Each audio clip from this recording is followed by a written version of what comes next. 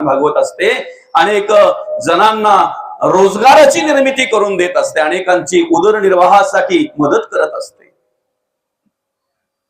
आम्हालाही कधीतरी माणूस म्हणून जगता जगता वागता वागता याचा विचार करता आला पाहिजे. अरे सुखाची अपेक्षा तर सर्वांनाच आहे ना, पण मग आम्ही हा का विचार करत नाही की जसं मी सुखाची अपेक्षा करतोय तसा समोरचाही सुखाची अपेक्षा करत असेल, त्याला दुःख देणं माझा धर्म आहे का? इथे बसलेल्यांपैकी कोणालाच प्रामाणिकपणे वाटत नाही की मी मरावं आणि मृत्यूसाठीच तो देवाकडे प्रार्थना करतो आहे का एकतरी? जो जो प्रार्थना करतो तो तो जगण्यासाठीच प्रार्थना करतो. जो जो धडपड करतो ना तो तो जगण्यासाठीच धडपड करतो. घराच्या बाहेर ज्या ज्या वेळेला माणूस पाऊल टाकतो ना त्या त्या वेळेला जगण्यासाठीच पाऊल टाकत असतो. जगण्यासाठीच त्याची धावपळ असते, जगण्यासाठीच त्याची धडपड असते. अरे मग मला जर जगणं आवडतंय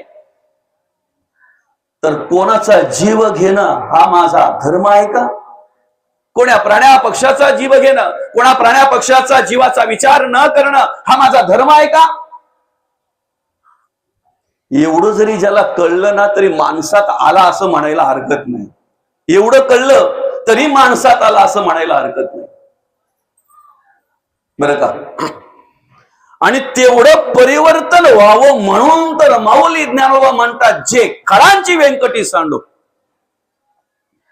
माणसाने माणसासारखं वागायचं आहे ना, जगायचं आहे. आणि पुढे ऐका, आम्हाला जर धर्म काय आहे, धर्म कशाला म्हणतात हे जर मार्गदर्शन हवं, हे जर पाहायचं आहे ना धर्म कशाला म्हणतात, तर पसायदानाचा आम्ही विचार करायला पाहिजे, पसायदानाचा आम्ही अभ्यास करायला पाहिजे. माणसाचा काय धर्म आहे ना ते आम्हाला पसायदान शिकवते, बरं का? ज्यांनी त्रास दिला ना त्यांना दगड नाही मारली. ज्यांनी त्रास दिला, ज्यांनी जगू दिलं नाही ना, जगू दिलं नाही. वाचा चरित्र मग कळेल. त्यांच्यासाठी देवाकडे काही वेगळ्या प्रकारची मागणी नाही केली. उलट आरती संत म्हणतात, माणूस कोणताही वाईट नाही, सर्व माणसं चांगली आहेत. माणूस म्हणून ज्या अर्थी भगवंताने जन्माला घातलंय ना त्या अर्थी देव होण्याची पात्रता त्याच्यात आहे. नर करणी करीशू नरका नारायण बन जाय. माणूस म्हणून जर जन्माला घातलंय तर देव होण्याची पात्रता त्याच्यामध्ये आहे. फक्त त्याने काय केलं पाहिजे? वाईटाचा त्याग केला पाहिजे. जे खडांची व्यंकटी सांडो. वाईटाचा त्याग जर केला ना, वाईट गुणांचा, वाईट विचारांचा, वाईट कर्माचा त्याग जर केला ना, माणूस बसल्या जागेवर देव आहे. त्याला म्हणतात देवासारखा माणूस आहे हा, देवासारखा बसलाय हा. नाहीतर माणूस प्राणी पक्षी परवडली नाही का? पूर्वी ज्या वेळेला आपण बसमध्ये प्रवास करायचो ना त्यावेळेला बसचे शीटचं ते कापूस काढलेलं असायचं. पण माकडं यायचे का कापूस काढायला? पण प्राणी यायचे का कापूस काढायला? घरी भांडण करून एखादा गेला आणि बसमध्ये बसला ना का त्याचा राग तो त्या कापसावर काढायचा, दातवत खायचा ना, मग तो कापूस काढून फेकून द्यायचा. नाही, कोण कुठे राग काढेल सांगू शकत नाही. इथेही काही येऊन बसले ना की कुठेपर्यंत ह्या ताडपत्री असेल, एखादी आंतरी असेल, हातभर लांब त्याची एखादी रशी खिचून खिचून काढतात. महाराजावर राग काढतात की कोणावर राग काढतात काय माहिती, त्यांचं त्यांनाच माहिती. माणसाला शांत बसवायचं आहे. माणसाला एखाद्या वेळी माणूस शरीराने जरी शांत बसलेला दिसला तरी मनाने शांत बसेलच असं नाही, मनाने शांत बसेलच असं नाही. त्या माणसाला सांगायचंय जरा शांत बस दादा, त्या मनाला सांगायचंय शांत बस. आलं का लक्षात? स्थिरता जर प्राप्त करून घ्यायची असेल ना, आमचं मन स्थिर झालं पाहिजे. वाईटाचा त्याग केला पाहिजे, वाईट गुणांचा, वाईट कर्माचा, वाईट विचाराचा आम्ही त्याग केला पाहिजे. आणि ज्या दिवशी त्याग होईल ना त्या दिवशी देव पहावय असे गेलो आणि देवची होऊनी केली. देव काय ते कळेल नवे नवे, ते रूप, ते स्वरूप, आणि त्या स्वरूपास आम्ही प्राप्त झाल्याशिवाय राहणार नाहीत. तिसरा प्रकार सांगितला, स्वतःचा स्वार्थ साधता साधता इतरांचा पण विचार करणं. बरं का? किती काय विचाराची माणसं असतील ना, आपण कल्पनाही करू शकत नाही. काही ठिकाणी काय विचाराची माणसं असतील. भाताने भरलेला खडा पेटवायचा आहे, कशी हिंमत होत असेल? ऐका ना, कशी हिंमत होत असेल? दुसऱ्याचा प्रवास थांबवावा म्हणून खरडे खोदायचे. त्यांना माहिती नाही की त्या खरड्यात पहिले आपल्याला उतरावं लागतंय, आपण पहिले पडलो जातो. प्राणी पक्षी नाही, प्राणी पक्षी गुणवंत आहेत, एकमेकाला सहकार्य करतायत. आणि एवढी बुद्धी आहे ना त्यांना, एखाद्या रस्त्यामध्ये जर पाणी भरलेलं असेल आणि पहिल्या वेळेला जाताना जर त्यांना खरडा समजला ना, दुसऱ्या वेळेला खरडा चुकून जातात, माणूस परत त्याच खरड्यात पडतो आणि पडल्यावर बोलतो अरे मला माहित होतं पण विसरलो. बरं का? वाईट कर्म, वाईट गुण, वाईट विचार आणि अशा काही गोष्टी आहेत की ज्याच्याकडे मनुष्य सहज आकर्षित होतो. कधीतरी प्राण्या पक्ष्यांचा विचार करा की त्यांना बळच देऊन तरी ते आकर्षित होतात का?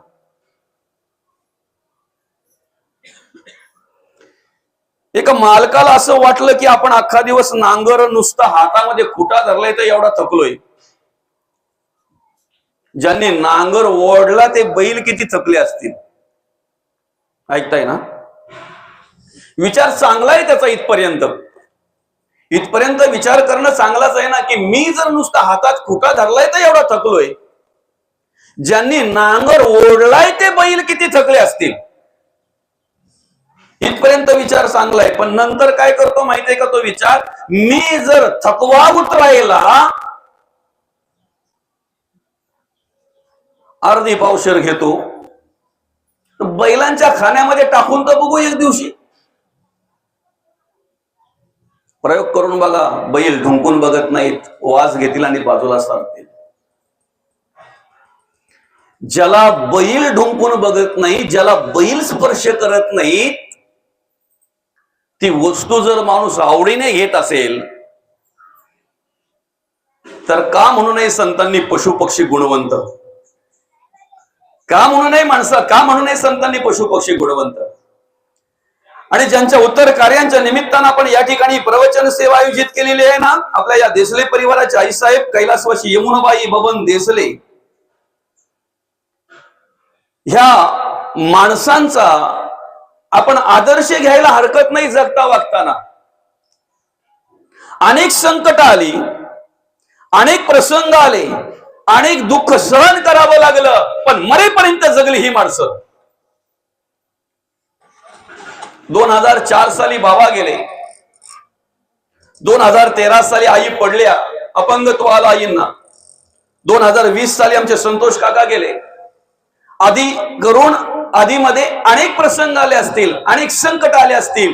9 पोरं सांभाळायची आहेत, 7 मुली 2 मुलं. खाऊ आहे का? 7 मुलींची लग्न करायची आहेत आणि ती पण कोणत्या वेळेला? ज्या वेळेला बापाच्या पायाला चप्पल राहत नव्हती. बाबा खरंय की कुठे? आता मुलींवाल्यांचे सुगीचे दिवस आहेत. त्यावेळेला ज्या वेळेला ह्या आईसाहेबांनी मुलींची लग्न केली असतील ना, त्यावेळेचे दिवस आठवा. बापाच्या पायाला चप्पल राहत नव्हती, साल राहत नव्हती बापाच्या पायाला. अशा अवस्थेत 7 मुलींची लग्न केली, 9 मुलं सांभाळली, अनेक धकेचे पेटे सोसले, अनेक प्रसंगांना, अनेक संकटांना सामोरे गेल्या, अनेक दुःखांना सामोरे गेल्या. पण ऐका, मरेपर्यंत जगल्या आणि मरेपर्यंत जगणारी माणसं श्रेष्ठ असतात. माझी भाषा कळते ना तुम्हाला? मरेपर्यंत जगणं. परवा मी सोशल मीडियाला बातमी बघितली, बापाने मोबाईल घेऊन दिला नाही म्हणून मुलाने आत्महत्या केली. काय? मोबाईल घेऊ दिला नाही म्हणून. एक 6 महिन्यांपूर्वी एक सोशल मीडियाला भाऊ व्हिडिओ होती.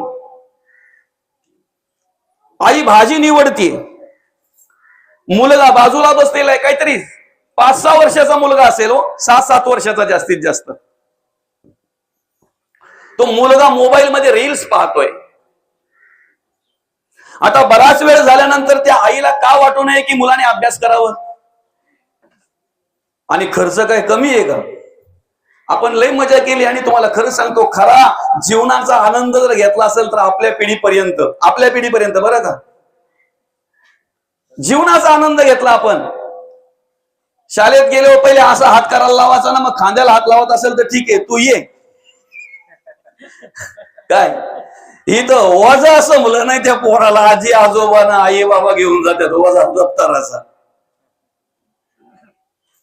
असो आपला विषय नाही येतो, पण महत्वाचा विषय असा आहे, आम्हाला स्वाभिमान आहे की आम्ही जीवनाचा आनंद घेतला.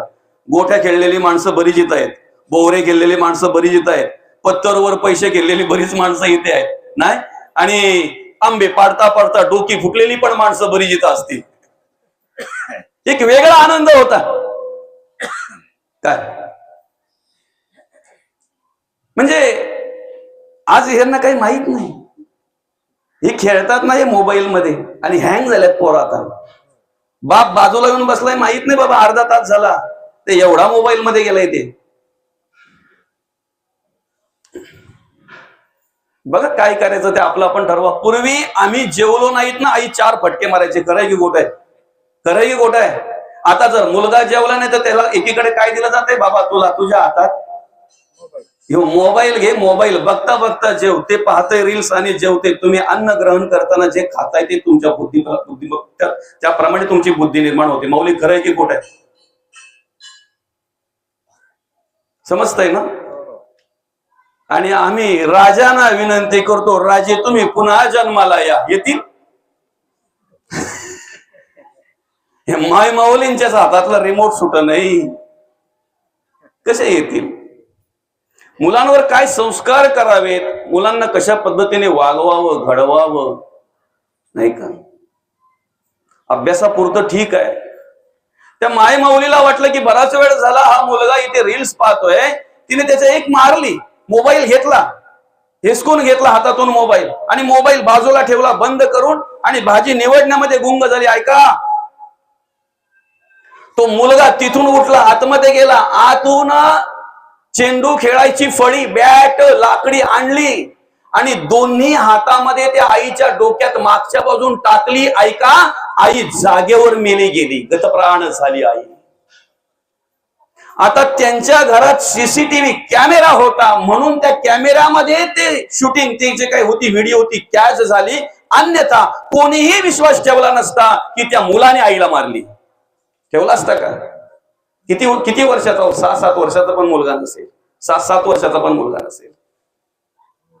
सांगायचं कारण काय माहितीये का? आता बाबा समोर बसले, तिकडे वृद्ध माणसं बसल्यात ना, त्यांच्या तरुणपणी त्यांना ऐकायला येत असेल, एकतर माणूस आजाराने मेला किंवा अपघाताने कमी प्रमाणात, कधीतरी 10 गाव मिळून 10 गाव सोडून एखादा जर अपघातात जर गेला ना, तर त्या 10 गावांना दुःख व्हायचं. 10 गावातली लोक विचार करायची अपघाताने गेला. त्यावेळेला आजार किंवा अपघात हे दोनच. आता मृत्यूला कारण किती आहेत? सासू सुनला बोलली, सून आत्महत्या करते. सून सासूला बोलली, सासू आत्महत्या करते. मुलाला वडील काही बोलले, आता त्या बापाला वाटू नये का, ज्याने हाडाची काढं केल्यात, रक्ताचं पाणी केलंय, ज्याने तळहाताच्या पोटाप्रमाणे वाढवलंय घडवलंय, 25-30 वर्षाचा घोडा तयार केलाय, त्या घोड्याने कुठे कामाला जाऊ नये, 4 पैसे कमवून आणू नयेत? बापाला वाटू नये का? प्रत्येक बापाला वाटतंय ना, आता मी किती दिवस काम करणार, किती दिवस चालणार, किती दिवस अजून मी राबणार, दादा थकलोय ना आता. आणि हे पुराणातलं नाही चाललं, आपल्या आजूबाजूला घडलेल्या गोष्टी आहेत. बाप रात्रीचे बोलतोय त्या मुलाला, दादा अरे ही मुलं गोडाऊनला जात आहेत कामाला, कुठेतरी जात आहेत पेंटिंग मध्ये, प्लंबिंग मध्ये, कुठेतरी जा, 4 पैसे कमवून आण दादा, आता तू मोठा झालेला आहेस, एवढा मोठा मुलगा, आज पण तुला मी चप्पल आणून देतोय, मी तुला कपडे आणून देतोय, लाज वाटतं रे मला. पहाटेच्या वेळी जाऊन त्या मुलाने आत्महत्या करावी? हे काय पुराणातलं चाललंय का, शास्त्रातलं चाललंय का? हे काय पुराण अगदी काही वर्षापूर्वीच चाललंय का? आता घडणाऱ्या गोष्टी आहेत. मी का म्हणतो ह्या माणसांचा आदर्श घ्या तुम्ही जगता वागताना. मी का म्हणतोय की यांच्याकडे बघा, यांच्या जगण्या वागण्याकडे बघा. का? अरे अनेक धकेचपेटे सहन केले त्या आईसाहेबांनी, अनेक प्रसंगाला सामोरे गेले असतील त्या आईसाहेब, अनेक प्रकारचं दुःख सहन केलं असेल, पण जोपर्यंत देव मला बोलवत नाही ना, तोपर्यंत जगणं माझं कर्तव्य आहे. त्या जगण्यासाठी नियोजन करणं माझं कर्तव्य आहे. त्या जगण्यासाठी धडपड करणं माझं कर्तव्य आहे. आज कित्येक प्रमाणात आपण पाहतोय, कित्येक प्रमाणात छोट्या छोट्या गोष्टींवरून म्हणजे सहनशीलताच राहिली नाही. पूर्वी आपल्या टायमाचा जर विचार केला ना, जी आई मारायची, आता त्या मारायला काय बोलायचे माहितीये का, ढोरासारखा मारला काय बाबा. जी आई मारायची ना, त्याच आईच्या कुशीत जाऊन पोरं रडायची, त्याच आईच्या कुशीत जाऊन पोरं रडायची. जो बाप मारायचा ना, थोडस रडून झालं की परत त्याच बापाकडे जाऊन पैसे मागायचे. 2 रुपये दे पहिले, आता मारलाय ना, 1 रुपया द्या पहिली. खरंय की खोटं आहे? आज मारायचं लांबच गेलं दादा.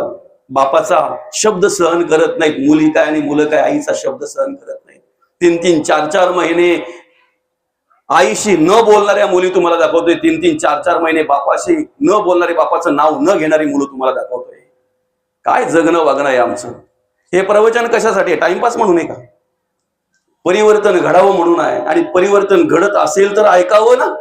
काहीतरी परिवर्तन, थोडाफार तरी, खरे थोडाफार तरी बदल झाला पाहिजे ना, थोडाफार तरी बदल झाला पाहिजे ना. आणि म्हणून तिसरा प्रकार आहे, आम्हाला जगता जगता इतरांनाही जगू द्या. तुम्ही जगा, इतरांना जगवा, इतरांना जगू द्या. आणि चौथा प्रकार आहे, काही मिळो वा न मिळो पण जगाच्या कल्याणात संतांच्या विभूती. देहकष्ट विती परोपकारी, देहकष्ट विती परोपकारी. 4-4.5 अभंगाची जगद्गुरु तुकोबांनी गाथा दिली आम्हाला. काय मागितलंय हो त्यांनी? काय मागितलंय आमच्याकडे?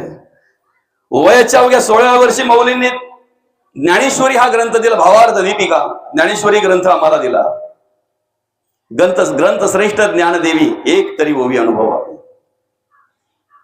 एक ओवीचा जर आम्ही अभ्यास केला तर आमचा उद्धार होईल, आमचा उद्धार होईल, आमचं कल्याण होईल, आमच्या जीवनाचं, आमच्या आयुष्याचं सार्थक होईल. एवढं सामर्थ्य त्या ज्ञानेश्वरी ग्रंथामध्ये आहे. काय मागितलंय माऊलींनी आमच्याकडे? काहीही मागितलं नाही. शांती ब्रह्मनाथ महाराज, जनाबाई, कान्होपात्रा, बहिणाबाई, काय मागितलंय त्यांनी? काहीही मागितलं नाही. कुठल्याही प्रकारचा स्वार्थ नाही, कुठल्याही प्रकारचा स्वार्थ नाही.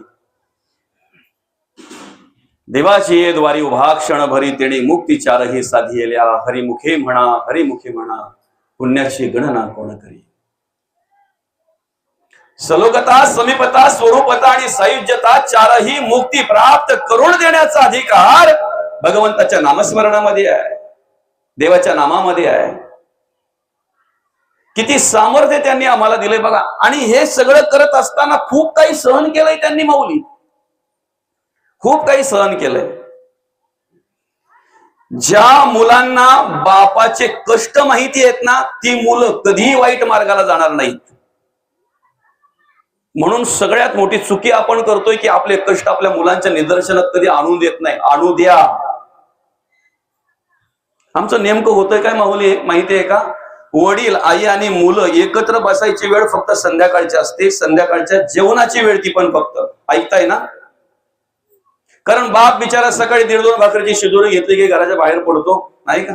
काय काय धकेचं पेटे सहन करतो ते त्याचं त्यालाच माहिती. संध्याकाळच्या वेळी घरी आला, एकदा आंघोळ वगैरे झाली, फ्रेश वगैरे झाला की मग सगळी एकत्र जेवायला बसतात. आणि ज्या घरात सगळी एकत्र जेवायला बसतात ना, ते घर सुखी आहे. ऐका, ज्या घरात सगळे एकत्र जेवायला बसतात ना, ते घर सुखी आहे. मोठा आला जेवून गेला, बारका आला जेवून गेला, ठीक आहे. तुम्हाला वेळ नसेल, तुमच्या ड्युट्या जर वेगळ्या असतील किंवा अजून XYZ, ठीक आहे, हरकत नाही. पण सगळे एकत्र आहे, सगळ्यांना वेळ आहे, पण एकमेकांकडे असू द्या, चला ठीक आहे, हरकत नाही. महत्वाचा विषय काय माहितीये का? तुमची मुलं आणि तुम्ही एकत्र बसायचा, विचार विनिमय करायची वेळ तीच आहे. नेमका त्याच वेळेला काय होतं माहितीये का? समोरचा खोका तो आपला 3x4चा चालू असतो. जेवताना तिकडं बघायचं, इकडे घास घ्यायचं. काय बोलणार एकमेकाशी? संवाद राहिलाय का मुलांचा, वडिलांचा, आईचा, मुलीचा संवाद राहिलाय? आणि संवाद न राहिल्याचा परिणाम आम्हाला पाहायला मिळतो. तुम्ही बसलात ना, तुमच्या लहानपणापासून जे तुम्ही कष्ट केलेत, काबाड कष्ट केलेत, किती घाम गाळलाय, किती मेहनत केले, सांगा ना मुलांना परत परत. तुम्ही जे आज हा घास खाताय ना, हा घास सहज मिळालेला नाही आपल्याला. ज्या घरात तुम्ही राहताय हे घर आपल्याला सहज प्राप्त झालेलं नाही, सहज मिळालं नाही, असंच नाही मिळालं. आणि तुम्हाला लहानपणापासून मोठे करेपर्यंत आम्हाला काय काय कष्ट करावे लागलेत ना, परत परत त्यांच्या निदर्शनात आणून द्या. बापाचे कष्ट ज्या मुलांना माहिती आहेत ना, ती मुलं कधीही वाईट मार्गाला जाणार नाहीत. ऐका, संतांचे कष्ट ज्याला माहिती झाले ना, तो फक्त वाचण्यापुरताच घेणार नाही, तो अनुभवण्यासाठी घेईल. आता बाप मुलगा जरा बाजूला ठेवू आपण. जगद्गुरु तुकोबांनी 4-4.5 हजार अभंगाची गाथा दिली आम्हाला. कशी दिले बरं का? ज्या वेळेला आम्ही त्या जगद्गुरु तुकोबांच्या जगण्याचा जीवन चरित्र वाचू ना, तेव्हा आम्हाला कळेल की जगद्गुरु तुकोबांनी 4-4.5 हजार अभंगाची गाथा आम्हाला कशी दिली. आम्हाला सहज प्राप्त झाले का? एक एक अभंग म्हणजे जगद्गुरु तुकोबांच्या आयुष्यातली घडलेली घटना आहे, चांगला वाईट आलेला अनुभव आहे, प्रचिती आहे. जे अनुभवायला मिळालं, जे पाहायला मिळालं, जे प्राप्त झालं, ते अभंगाच्या स्वरूपात जगद्गुरु तुकोबांनी लिहिलं, मांडलं. आमचं जगणं वागणं कसं असावं ना, फक्त आम्ही गाथा गाथेपुरतीच मर्यादित ठेवतो. ज्या दिवशी गाथा माथ्यात जाईल ना आमच्या, गेली पाहिजे. माथ्यात घालण्यासाठीच तर गाथा आहे. माथ्यात बराच काही भुसा भरला असेल, किती गाथा वाचली तरी कळेल का? माथ्यातला भुसा काढून पहिले मग गाथा वाचायला घ्यावी, आणि जेणेकरून माथ्यात कशी बसेल पीठ, बुद्धी त्याप्रमाणे कशी कार्य करेल यासाठी आम्ही प्रयत्न केले पाहिजे. बरं का? म्हणजे त्यांचं जीवन चरित्र जर पाहायला गेलं तर जगद्गुरु तुकोबांना तुकाराम महाराज हा शब्द कधीच ऐकायला मिळाला नाही. तुकाराम महाराज तुक्या नाही तर येडा तुक्या, वेडा तुक्या. त्यांच्या बरोबर कार्य करणारी आमच्या आईसाहेब जिजाई वेड्याच ठरवल्या त्यांना, वेड्याच म्हटलं त्यांना. पण माय माऊली, आम्ही फक्त एक बाजू बघितली की काळा विठ्या बोलायची, काळा विठ्याच्या मागे लागून माझा नवरा. पण श्रद्धा होती, निष्ठा होती, विश्वास होता, पतिव्रता होत्या, पतिव्रता होत्या. दुसरी बाजू अशी आहे, ज्या काळ्या विठ्याला अद्वा तद्वा बोलायची ना, ऐका, त्या पांडुरंग परमात्म्याने आई साहेबांचा हात हातात घेऊन, पाय हातात घेऊन, पाय मांडीवर घेऊन दाताने काटा काढावा. काय अधिकार असेल माय माऊलीचा? काय अधिकार असेल? काय अधिकार असेल? मग कधीतरी देवाला प्रार्थना करा ना, ते वेळ आम्हालाही लागलं पाहिजे.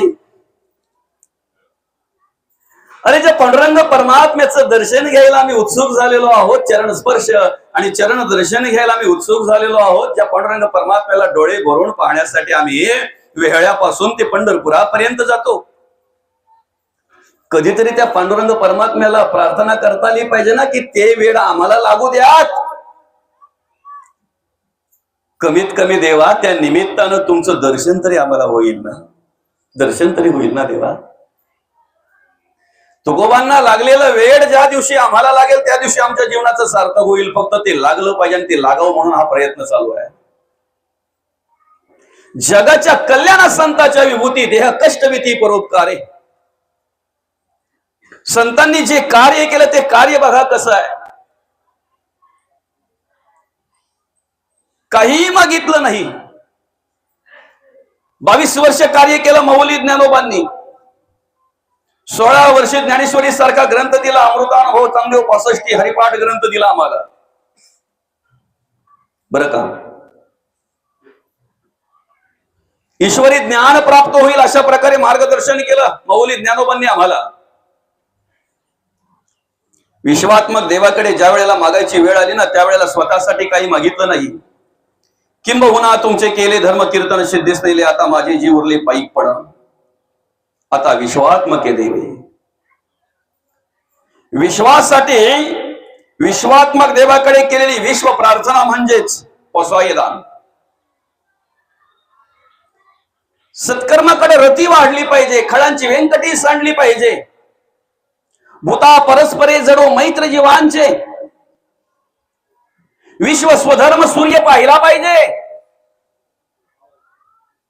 आणि हे जिथे घडलं ना, तिथे जो जे वांछिल तो तेला हो प्राणी जात. ज्याची सत्कर्माकडे रती वाढली ना, ज्याची परमार्थाकडे ओढ निर्माण झाली, ज्याची भक्तीकडे ओढ निर्माण झाली, ज्याची देवकार्याकडे ओढ निर्माण झाली ना, माऊलींना माहिती आहे तो दुसरा काही मागणारच नाही, तो दुसरा काही मागणारच नाही. आणि संतांचा विचार जर आम्ही केला तर संतांनी काहीही मागितलं नाही, कसलीही अपेक्षा केली नाही. आपलं कार्य करता करता जगाचा उद्धार व्हावा, समाजामध्ये प्रबोधन घडावं, समाजामध्ये जनजागृती व्हावी, अनिष्ट प्रथा ज्या आहेत त्या समूळ नष्ट व्हाव्या, अज्ञान नष्ट व्हावं, अंधश्रद्धा समूळ नष्ट व्हावी, यासाठीच संतांनी कार्य केलं आणि निष्कामतेने आणि निरापेक्षेने केलं. म्हणून चौथा प्रकार आहे संत. कुठल्याही प्रकारचा स्वार्थ नाही. पहिला प्रकार आपण बघितला, स्वतःचंही नुकसान आणि दुसऱ्याचंही नुकसान. पतंग बत्ती विजवता उजवता स्वतः मरतो, हाय ती पण घालवीन पण तुला पुऱ्या पडेल, पतंग. त्यानंतर दुसरा प्रकार बघितला, आपल्या स्वार्थासाठी दुसऱ्याचं नुकसान. वाघ असेल, हिंस्र प्राणी असतील, स्वतःची भूक भागवण्यासाठी समोर त्याचा प्राण जातो याचा विचार करत नाही. तिसरा प्रकार आहे नदी, स्वतःचा स्वार्थ साधता साधता इतरांचाही विचार करायचा आहे, स्वतःचं जे काही ध्येय आहे ते ध्येय साधता साधता इतरांचाही विचार करायचा आहे. आणि चौथा प्रकार आहे जगाच्या कल्याणात संतांच्या विभूती देह कष्टविती परोपकार आहे. आता चारही प्रकार बघितले, चारही प्रकार ऐकले, बरोबर आहे की नाही? आता जर आपला विचार करा, आपण कोणत्या प्रकारात बसतो बरं? प्रवचन कशासाठी ऐकायचं ना सोडून द्यायचा? मुळीच नाही. आम्हाला शोधता आलं पाहिजे आणि आज आम्ही ठरवलं पाहिजे मी कुठल्या प्रकारात आहे. जर पहिल्या प्रकारात असेल तर तिसऱ्या प्रकारात कसं येऊन बसता येईल मला, जर दुसऱ्या प्रकारात असेल तर तिसऱ्या प्रकारात कसं येऊन बसता येईल मला, आणि तिसऱ्या प्रकारात आल्यानंतर तिथेच थांबायचा नाही, चौथा प्रकार प्राप्त होतोय का त्यासाठी प्रयत्न करायचा आहे. संतांसारखं जगता वागता येतंय का आम्हाला, संतांसारखं राहता येतंय का आम्हाला, संतांचा विचार करून त्या ठिकाणी आम्हाला त्यांच्याप्रमाणे त्यांच्या पावलावर पाऊल ठेवून चालता येतंय का आम्हाला करायचं आहे. आमचा जो स्वार्थ आहे तो बाजूला ठेवायचा आहे, बरं का. कुठल्याही प्रकारे स्वार्थ अंतःकरणामध्ये न ठेवता निस्वार्थपणे कार्य करायचं आहे. मग आम्हाला कमीत कमी माणूस होऊन तरी जगता येईल, माणूस म्हणून तरी कार्य करता येईल, बरं का. आता संतांचा प्रयत्न काय आहे माहितीये की प्रत्येक माणसाने देव व्हावं, कारण देव होण्यासाठीच नरदेह दिलेला आहे. मनुष्य देह कशासाठी दिलेला आहे? देव होण्यासाठी. का फक्त देव पाहायचा ना डोलं मिठाचं? देव होण्यासाठी, देव होऊन देव पाहण्यासाठी हा नरदेह दिलेला आहे. पण त्याच्याही पुढे संत जातात आणि सांगतात की ठीक आहे, ज्याला देव होता नाही आलं ना त्याने माणूस म्हणून तरी जगता आलं पाहिजे, माणूस म्हणून तरी राहता आलं पाहिजे. देव जे झाले त्यांचं स्तवन आम्ही करतो, त्यांचं नामस्मरण आम्ही करतो, बरं का. देव जे झाले त्यांना आम्ही मंदिरात आणले, मंदिरात बसवले, मंदिरात स्थापना केली. पण ते देव घडवले ज्यांनी ना, ते देव दाखवले ज्यांनी ना, त्या देवाचं सामर्थ्य आम्हाला ज्यांनी अनुभवायला आणलं, ते मार्गदर्शन ज्यांनी आम्हाला केलं ना, त्या संतांना मी हृदयात जागा दिलेली आहे.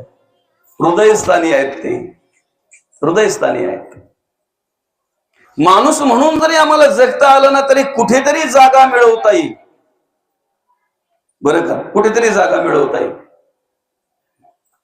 येताना रडत आलोय आम्ही, काय आम्ही रडलो.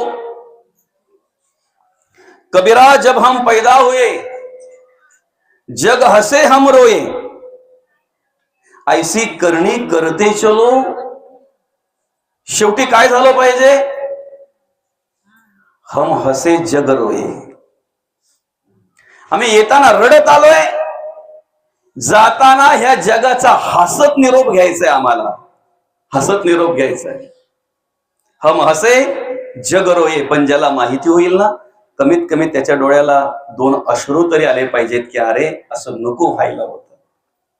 समाजाचं नुकसान झालं, आध्यात्मिक क्षेत्रामध्ये किंवा राजकीय क्षेत्रामध्ये, सामाजिक क्षेत्रामध्ये, तुम्ही ज्या क्षेत्रात कार्य करत असाल त्या क्षेत्रात, ज्या क्षेत्रात त्या क्षेत्रात काय आध्यात्मिकच असं नाही म्हणत मी, ज्या क्षेत्रात तुम्ही कार्य करत असाल ना त्या क्षेत्रामध्ये असं कार्य करा की कमीत कमी आपण ज्या वेळेला ह्या जगाचा निरोप घेऊ ना त्यावेळेला ज्यांना आठवण होईल ना, ज्यांना कळेल ना, ज्यांना माहिती होईल ना, त्यांच्या डोळ्यामध्ये 2 अश्रू तरी आले.